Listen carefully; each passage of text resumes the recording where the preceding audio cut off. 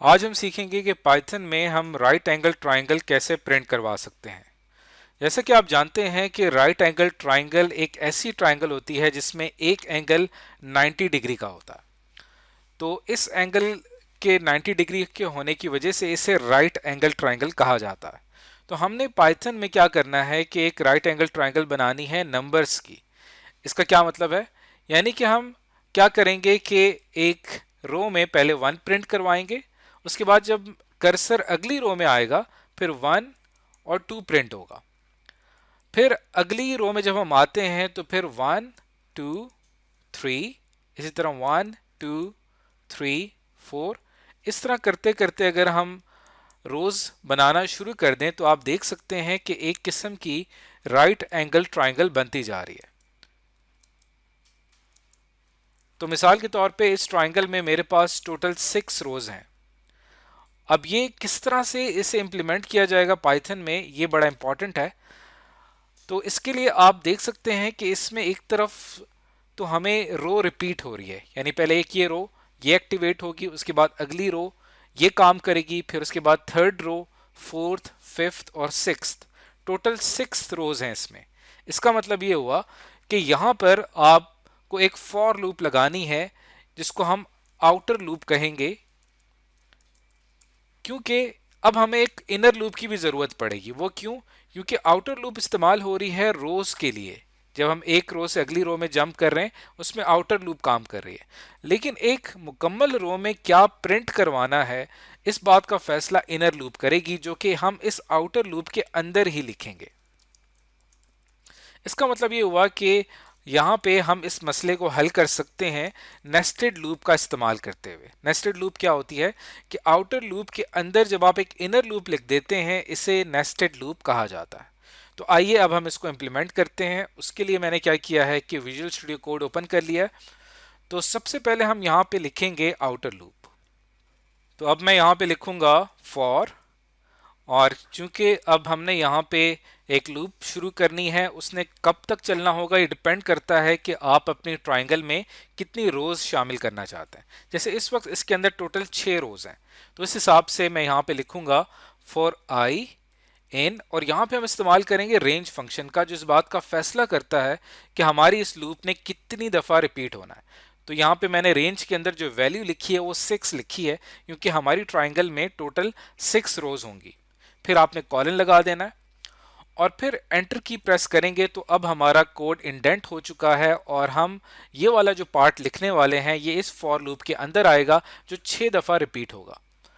अब यहाँ पे हम एक वेरिएबल लेंगे जिसके अंदर हम एक वैल्यू स्टोर करवाएंगे नम, सॉरी हम इसके अंदर एक वैल्यू स्टोर करवाएंगे 1, और वेरिएबल का नाम मैंने यहाँ पे रख दिया मिसाल के तौर पे नम, मतलब कि नंबर। इसकी वजह क्या है? क्योंकि अगर आप गौर करें हमारे इस प्रॉब्लम में हमने हर रो का आगाज 1 से करना है। तो जब ये लूप रिपीट होगी तो पहली दफा यहाँ पे 1 प्रिंट होगा, फिर हमारी आउटर लूप जब दोबारा रिपीट होगी तो फिर 1 ही प्रिंट होगा, इसलिए नम की वैल्यू 1 रहनी चाहिए। और इसी को हम स्टार्ट में सबसे पहले 1 प्रिंट करवाएंगे, तभी मैंने यहाँ पे नम इक्वल टू 1 लिखा है। अब इसके नीचे मैं एक आउटर लूप इनर लूप लिखने वाला हूं, जो कि मेरी एक रो के अंदर क्या कुछ प्रिंट होना है वो इस बात का फैसला करेगा। तो यहाँ पे मैं लिखूंगा फॉर, और एक लूप वेरिएबल ले लेते हैं फॉर एग्जांपल जे इन, और यहाँ पे जो रेंज फंक्शन लिखना है ये बड़ा इंपॉर्टेंट है, क्योंकि ये इस बात का फैसला करता है कि आपकी इनर लूप कितनी दफा रन होगी। अगर आप गौर करें अपने इस पैटर्न में, तो आपकी इनर लूप जो है वो एक दफा रन हुई पहली रो में, अगली रो में ये 2 दफा रन हो रही है, अगली रो में ये 3 दफा रन हो रही है। यानी आहिस्ता आहिस्ता इसका जो आइट्रेशंस हैं, इसके जो चक्कर हैं वो हर रो में बढ़ते चले जा रहे हैं। तो इस बात का फैसला कौन करेगा? रेंज फंक्शन करेगा, जो शुरू में उसको एक दफा प्रिंट करवाए और फिर आहिस्ता आहिस्ता उसमें बढ़ता उसको हम बढ़ाते चले जाएं। तो उसके लिए यहाँ पे मैं लिखने वाला हूँ रेंज फंक्शन के अंदर, पहले ये 0 से शुरू होगा कॉमा, और फिर हम यहाँ पे लिखेंगे i+1, क्योंकि इस रेंज की जो हमारे पास लास्ट वैल्यू है वो i के ऊपर डिपेंड करती है। और इस चीज को अभी हम समझेंगे भी जब हम इस पूरे कोड को एनालाइज करेंगे, देखेंगे कि पूरा कोड किस तरह से काम कर रहा है। अब मैं यहाँ पे कॉलन लगा दूंगा और फिर मैं यहाँ पे एंटर की प्रेस करूंगा, तो आप देख सकते हैं कि अब हमारा कोड मजीद इंडेंट हो गया है। अब यहाँ पे ये कर्सर इस बात को हमें बता रहा है कि ये हिस्सा, इसका ताल्लुक इस फॉर लूप से है, क्योंकि कर्सर की पोजीशन इस फॉर लूप से इंडेंट होके स्पेस देके आगे की तरफ आ चुकी है। अब हम क्या करेंगे, यहाँ पे सबसे पहले जो नम है इसकी वैल्यू प्रिंट करवाएंगे, कॉमा, और फिर हम यहाँ पे इस्तेमाल करेंगे एंड का, क्योंकि हम ये चाहते हैं कि जब भी ये आउटपुट स्टेटमेंट रन हो, तो जब ये सेकंड टाइम रन हो तो ये अगली लाइन में ना चली जाए। बाय डिफॉल्ट पाइथन में ये होता है कि प्रिंट स्टेटमेंट जब दोबारा रन करती है तो वो न्यू लाइन में चली जाती है। उससे बचने के लिए हम यहाँ पे लिखते हैं एंड इक्वल्स टू, और फिर यहाँ पे हम डबल कॉमास लिखकर छोड़ देते हैं। इन डबल कॉमास की क्या इंपॉर्टेंस है ये भी आपको अभी आउटपुट में जाके पता चलेगा। अब हम क्या करेंगे कि यहाँ पे नम की वैल्यू प्रिंट करने के बाद अब यहाँ पे मैं एक फार्मूला लिखूंगा जो कि नम की वैल्यू में एक का इजाफा कर देगा, यानी num equals to num plus one.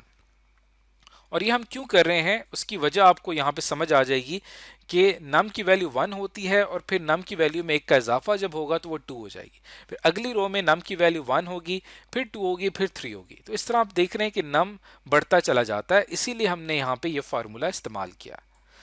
अब हम क्या करेंगे, इस लूप से बाहर आएंगे और वापस अपनी आउटर लूप में आ जाएंगे। मैंने बैक स्पेस की प्रेस की है, वापस मैं आउटर लूप में आ चुका हूं। अब यहाँ पे मैं इस्तेमाल करने वाला हूं एस्केप सीक्वेंस का, ताकि आपको न्यू रो में ले जाया जा सके।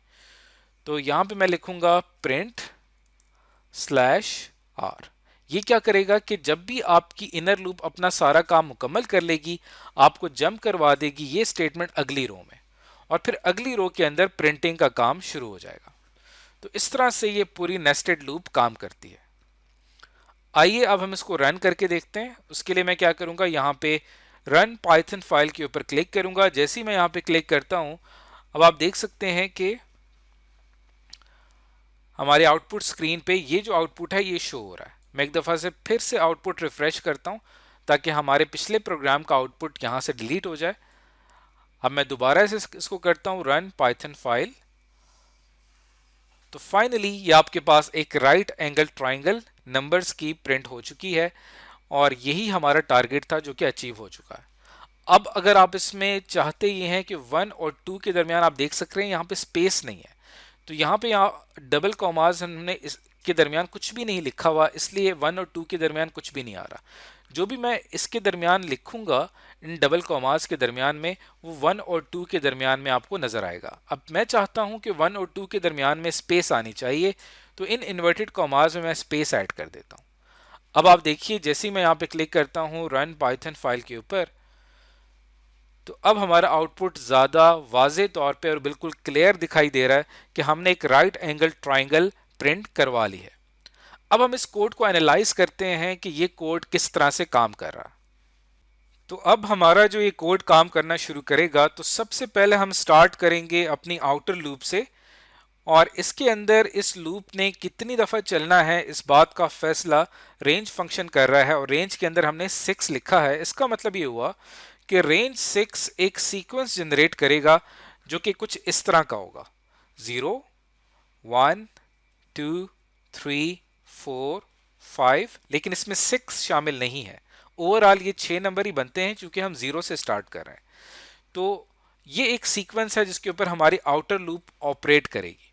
तो सबसे पहले क्या होगा कि हमारे पास जो आई है इसकी वैल्यू होगी 0, और ये आउटर लूप की पहली आइट्रेशन यानी इसके पहले चक्कर का आगाज हो जाएगा। उसके बाद हम इस लूप के जब अंदर आते हैं तो पहली स्टेटमेंट यहाँ पे लिखी हुई है num इक्वल टू 1, यानी कि आपने क्या किया कि num के अंदर वैल्यू स्टोर करवा दी 1। अब अगले स्टेप में क्या हुआ कि फॉर j, और ये इनर लूप अब किस तरह से चलेगी, इसके अंदर इस बात का फैसला ये रेंज फंक्शन करेगा, और इस रेंज फंक्शन जो है ये कौन सा सीक्वेंस जनरेट करेगा ये डिपेंड करता है आई की वैल्यू के ऊपर। अब आप देखिए कि आई की वैल्यू हमारे पास 0 थी, अगर मैं यहाँ पे पुट करता हूँ तो ये मेरे पास बन जाता है 0 + 1 यानी कि 1। तो ओवरऑल रेंज फंक्शन की शक्ल कुछ इस तरह से आती है, 0, 0 + 1 1 आ जाएगा। तो 0,1 के ऊपर क्या सीक्वेंस जनरेट करता है रेंज फंक्शन, तो इसमें सिर्फ 0 जनरेट होगा और 1 इसमें शामिल नहीं होगा। तो इस सीक्वेंस में सिर्फ एक ही एलिमेंट शामिल है और इसके ऊपर फॉर लूप ऑपरेट करेगी। तो j की वैल्यू क्या होगी, पहली आइटरेशन में 0 होगी और फिर हम जो नेस्टेड लूप है, इनर लूप, इसके अंदर आ जाएंगे। जैसे हम इसके अंदर आएंगे तो यहाँ पे लिखा हुआ है प्रिंट नम, तो नम की वैल्यू प्रिंट होगी। तो नम की वैल्यू हमारे पास 1 थी, तो आप देख सकते हैं कि पहली रो में यहाँ पे 1 प्रिंट हो गया। फिर आपने देखा कि अगली स्टेटमेंट में लिखा हुआ है num equal to num plus 1, यानी नम की वैल्यू 1 थी तो 1 प्लस 1 क्या हो जाएगा 2। तो अब हमारे पास यहाँ पे नम की जो वैल्यू होगी वो अब 2 हो चुकी है। और उसके बाद हम इस इनर लूप से बाहर आ जाएंगे। इससे जब बाहर आएंगे तो यहाँ पे जो स्टेटमेंट है ये हमारी आउटर लूप का हिस्सा है और ये हमें /r अगली रो में डाल देगा और हम मूव कर जाएंगे नेक्स्ट रो में। अब जैसे हम नेक्स्ट रो में हम आते हैं तो यहाँ पे भी हमारा टारगेट क्या है कि पहले 1 प्रिंट होना चाहिए, जबकि नम की वैल्यू 2 हो चुकी है। तो इस चीज को ठीक करने के लिए हमने दोबारा से नम की वैल्यू 1 रख दी है ताकि नम की वैल्यू 1 हो जाए और इस रो में 1 ही प्रिंट हो। तो इसके बाद यहां से कंट्रोल वापस इस आउटर लूप में आएगा और i की वैल्यू पहले 0 थी तो अब i की वैल्यू हो जाएगी आपके पास 1। अब जैसी i की वैल्यू 1 आएगी इसका मतलब ये हुआ कि आउटर लूप की सेकेंड आइट्रेशन का आगाज हो चुका है और नम की वैल्यू आपने फिर से 1 पे सेट कर दी है, तो पुरानी वैल्यू यहां से खत्म हो जाएगी और न्यू वैल्यू आपके पास यहां पे फिर से 1 के ऊपर आ जाएगी और इनर लूप दोबारा से एक्टिवेट होगी। अब इस बार रेंज फंक्शन क्या सीक्वेंस जनरेट करेगा ये डिपेंड करता है i की वैल्यू के ऊपर। अब i की वैल्यू जैसे कि हम जानते हैं जो कि अब हो चुकी है 1, अगर मैं यहाँ पे 1 पुट करता हूं तो 1 प्लस 1 यहाँ पे हो जाएगा 2। तो ये वाली सूरत हाल हमारे सामने आएगी यहाँ पे कि यहाँ पे हम लिखेंगे 0, 1 प्लस 1 2। अब इस सूरत हाल में रेंज फंक्शन क्या सीक्वेंस जनरेट करता है, ये स्टार्ट करेगा 0 से, 1, लेकिन इसमें 2 शामिल नहीं होगा। तो इस सीक्वेंस के ऊपर आपकी अब इनर लूप ऑपरेट करेगी। अब इसके अंदर टोटल 2 एलिमेंट्स हैं, इसका मतलब ये हुआ कि इनर लूप अब सिर्फ 2 दफा चलेगी। तो जब ये चलना शुरू होगी तो पहली स्टेटमेंट लिखी हुई है प्रिंट नम, नम प्रिंट होगा, नम की वैल्यू 1 है तो आप देख सकते हैं सेकेंड रो में 1 प्रिंट हुआ। फिर नम प्लस 1, इसकी वैल्यू 1 से हो जाएगी अब 2। अब हम इसको यहाँ पे 2 सेट कर देंगे और फिर उसके बाद यहां से ये सेट होने के बाद अब ये जो इनर लूप है दोबारा से रन करेगी क्योंकि इसने 2 दफा चलना था। तो पहले j की वैल्यू 0 थी, अब j की वैल्यू हो जाएगी 1 और फिर से ये लूप चलेगी जिसमें नम की वैल्यू फिर से प्रिंट होगी और ये इस वक्त 2 हो चुकी है और यहाँ पे 2 प्रिंट हो जाएगा। तो इस तरह से आपने देखा कि सेकेंड रो में जब हम आते हैं तो इनर लूप 2 दफा चल रही है और वो नम की वैल्यू प्रिंट करवा रही है। उसके बाद ये लूप हमारी ब्रेक कर जाएगी, इस लूप से बाहर आएंगे, /r की मदद से हम अगली रो में आ जाएंगे और फिर अगली रो के ऊपर ऑपरेशन शुरू हो जाएगा इन दोनों लूप्स का और फिर से हमारी जो आउटर लूप है वो एक्टिवेट होगी और i की वैल्यू अब 1 से हो जाएगी 2। तो अब आप देख रहे हैं कि i की वैल्यू एक तरफ बढ़ती चली जा रही है जिससे हम एक नेक्स्ट रो की तरफ जंप करते जा रहे हैं और जो नम की वैल्यू है फिर से वो रीसेट करके 1 के ऊपर सेट कर दी जाती है क्योंकि नेक्स्ट रो का आगाज भी 1 से ही हो रहा है। और फिर नेक्स्ट टाइम जो हमारी इनर लूप है, लास्ट टाइम ये 2 दफा रन किया था इसने, अब ये 3 टाइम्स रन करेगी जिससे हमारे प्रिंट होगा 1, 2 और 3। फिर इस तरह अगली रो में आएंगे, फिर इनर लूप 4 दफा चलेगी और 1, 2, 3, 4 प्रिंट होगा। तो इस तरह से ये प्रिंटिंग होती चली जाएगी और आखिरकार जब हमारी 6 रोज मुकम्मल हो जाएंगी तो आउटर लूप से हम बाहर आ जाएंगे और हमारे ये दोनों लूप अपना ऑपरेशंस बंद कर देंगे। तो इस तरह से ये नेस्टेड लूप काम कर रही है जिसमें हम नंबर्स को प्रिंट कर पा रहे हैं एक सीक्वेंस के तौर पे। अब यहाँ पे अगर आप रेंज फंक्शन जो स्टार्ट में है अगर मैं इसको 6 से 9 कर देता हूँ तो टोटल नंबर ऑफ रोज आपके पास 9 हो जाएंगी। अब जैसे यहाँ पे मैं क्लिक करता हूँ रन पाइथन फाइल पे, अब आप देखिए इसके अंदर टोटल 9 रोज प्रिंट हो चुकी हैं। तो इस तरह से आप रोज को कंट्रोल कर सकते हैं यहाँ पे। अब यहाँ पे अगर मैं कोड में थोड़ा सा चेंज करता हूँ, मैं ये चाहता हूँ कि अब हर लाइन में 1 प्रिंट ना हो बल्कि हमारे पास कुछ इस तरह का प्रिंट हो कि पहले 1 प्रिंट हो, उसके बाद यहाँ पे 2 और फिर 3 प्रिंट हो और उसके बाद नेक्स्ट रो में 4, 5 और 6 प्रिंट हो। तो इस तरह का जब मुझे एक पैटर्न चाहिए होगा तो मुझे अपने कोड में क्या चेंज करना है कि मैं यहाँ पे ये जो num इक्वल टू 1 रखा हुआ है ये बार बार num की वैल्यू को रीसेट कर देता है 1 के ऊपर। तो इस स्टेटमेंट को हम यहाँ से निकाल कर इस लूप से बाहर लिख देंगे। तो शुरू में एक दफ़ा तो num की वैल्यू 1 होगी, लेकिन फिर बाद में num की वैल्यू 1 नहीं होगी बल्कि हमारी लूप के मुताबिक चलेगी। तो अब अगर मैं इसको यहाँ पे रन करता हूँ, इसको अब देखते हैं कि हमारा क्या आउटपुट आता है। जैसे ही रन पे क्लिक करूंगा अब आप देखिए कि 1, उसके बाद 2, 3, 4, 5, 6, 7, 8, 9।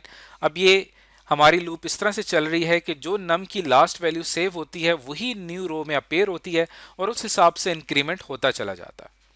तो इस तरह से ये पूरी फॉर लूप काम कर रही है, नेस्टेड फॉर लूप। आपने क्या करना है कि इसी कोड को जो मैंने यहाँ पे चेंज किया है इसका आपने ड्राई रन करना है बिल्कुल वैसे ही ऐसे मैंने आपको पिछले कोड का मैंने ड्राई रन किया था। आपने इसका ड्राई रन करके देखना है इस कोड का, ताकि आपको समझ में आए कि ये कोड किस तरह से काम कर रहा है। तो इस वीडियो में आज हमने सीखा कि पाइथन में हम right angle triangle of numbers किस तरह से प्रिंट करवा सकते हैं।